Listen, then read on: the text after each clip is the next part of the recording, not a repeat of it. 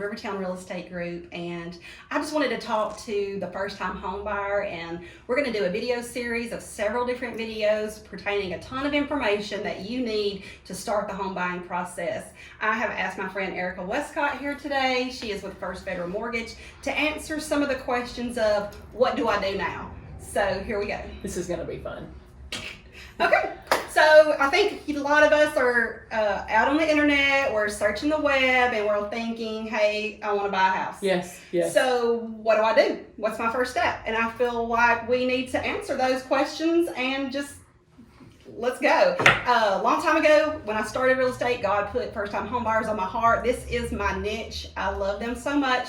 They're so exciting, and it's so exciting to work with them and put a family in a home that that just creates memories for me, and I'm pretty sentimental when it comes to this. So. You totally are. You get attached, and I think it's beautiful. It's so sad. Did I get that right? I just like, no, it's great. I love it. But okay, so I think that the first thing that I would say to a first-time home buyer is get an agent.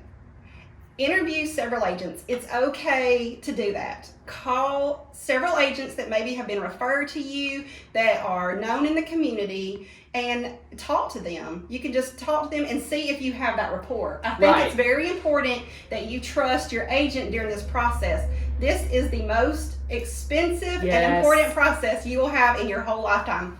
And it's good to go through that and trust somebody. And I feel it's to do the same thing with your lender. Absolutely. It's just a fact. You're going to work differently with different people, and it's okay. That's part of the business. So don't be afraid to test out personalities.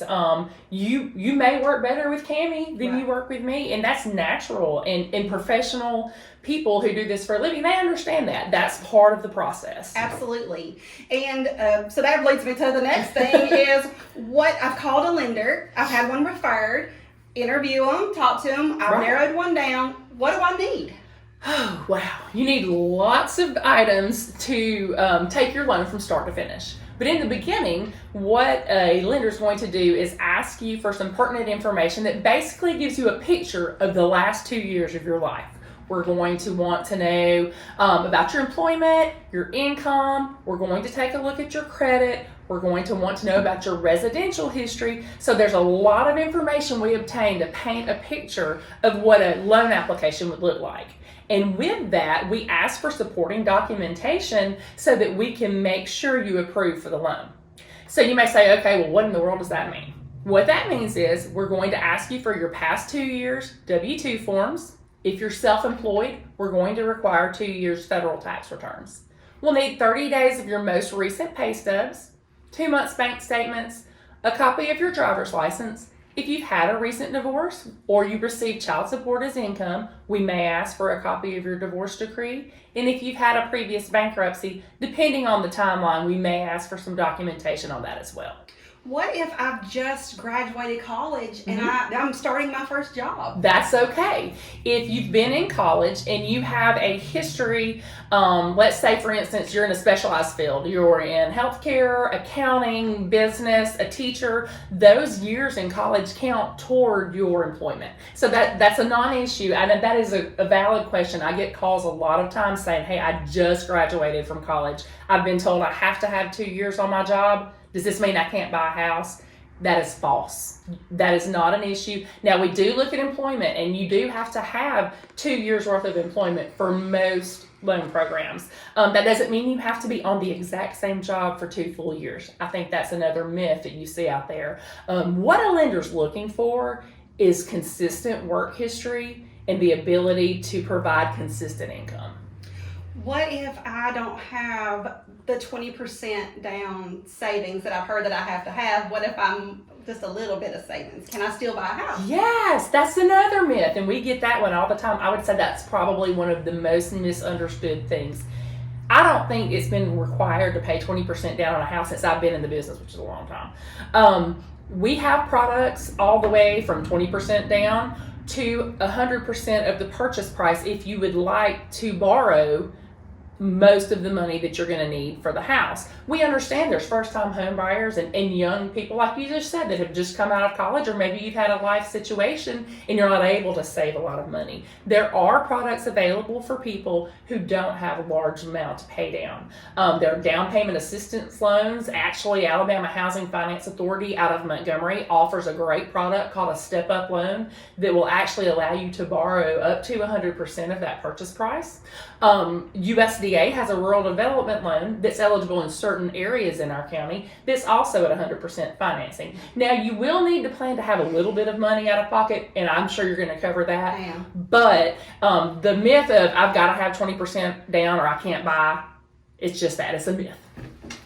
That's exciting. What about, I think one thing working with first-time home buyers, especially the ones that are coming out of college, and they have student loan debt. Oh, that's the best question.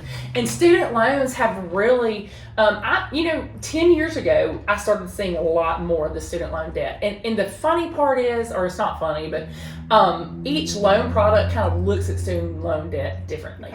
Okay. If you're using a government loan, for the most part, even if those loans are in deferment, we do have to count a payment in your debt ratios for that loan. It depends on, again, what product you're looking at. Each loan product requires a different thing about that. But just because you have student loans does not mean that you can't buy a house. What it does mean is that we will have to consider a monthly payment in most cases into your debt ratios to help you figure out what you can afford. Awesome. Thank you so much. Oh, you're welcome. It's a bunch of information that I know we don't want to overwhelm you, but I'm just wanting to put some information out there that if you're a first-time home buyer, it is super important to, number one, find a realtor that can help you. It is not going to help you to call multiple listing agents for every house that you want to see. It is really important to find one agent that you trust that's going to work for your best benefit and work with that person throughout the whole transaction. Right. And same with a lender. Call him. You're not going to get much variance. Just find one that you trust and that you like their product. Locally. Sorry, I hate to step on your toes, yes. but locally. There Yes. are so many good local lenders here. You have a handful to choose from. Do not go online to get your mortgage. Exactly. It is a nightmare, y'all. I can't even say it. Save yourself the headache. Yes, and the heartache. I know it's easy to pick up the phone and call 1-800. Oh, they're not picking up the phone. It's because you're online at night. Yeah. You can't go to Rocket Ship's desk and sit down and have a conversation with that person and say, what do I do? This has come up. It is a really, really messy process. It is not quick. Okay, it ain't. And so let's just find a local lender. Yes. You need that relationship. Yes. It's going to be for the rest of your life. You know, when you're buying your first house, this is a stepping stone. Nobody stays in their first house for the rest of their life, okay? That's right. They're going to move on in a couple years. The average norm is about 5 years. You're going to be looking to have, maybe probably at this point you've had a baby, maybe even 2, and we're going to look for that second bigger house. We've been in our careers a little bit longer, our income is a little bit more, and so that first process is going to be a relationship that you build for the rest of your life. That's right. And it's super important, and you're going to have these relationships with your agent and your lender. That's so right. Again, thank you for saying You're that, because welcome. do not do an internet lender. It is a nightmare for everybody involved, including you. So, and I say that to bring in another nightmare is get pre-approved. Yes. Before you call and set up a bunch of appointments, get pre-approved and know where your price range is. I personally, I'm notorious for having champagne taste on a smaller budget. So it saves you a lot of heartache down the road if you go and look at this $250,000 house and you fall in love. It's beautiful. It's everything you've ever wanted, but you can't buy but more than $175,000. It's heartbreaking. Can I add something really quickly here? And sometimes we may see this, and I'd like just to say to you, if you're in a job where you earn overtime, or you work part-time, or you have an additional job that you work part-time for extra hours, there are certain requirements for what of that income can be allowed to qualify. And when you're going through this process, a lot of times if you use a company that you've just found in the middle of the night when you're playing online, and they ask for your income and you put in, I make X, not all times is that usable or qualifying income. So this is really important with your pre-approval process when you have what we would call unique income circumstances. Let's say you've been on commission and you're selling cars, but you've only been doing it for a year. When you're a commissioned employee, you've got to have a 2-year history of income. So these are the type things that you want to address on the front end before you fall in love with a house.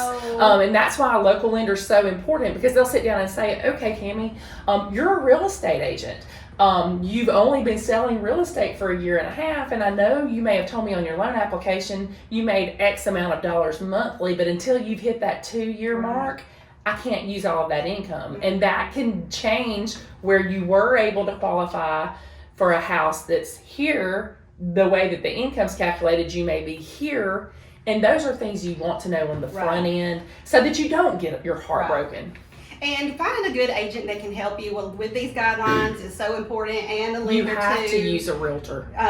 We just know things. We've been in the business. We have all these transactions that we've done and we've learned from, and we can help you, kind of guide you through this process. We don't want heartache. We don't want anyone crying. I promise. We want it to be fun and exciting for you, and it's a good memory that we're making. And so get pre-approved. That's the biggest thing there, I think. It is. And the other thing you may say is, how much money do I need to buy a house?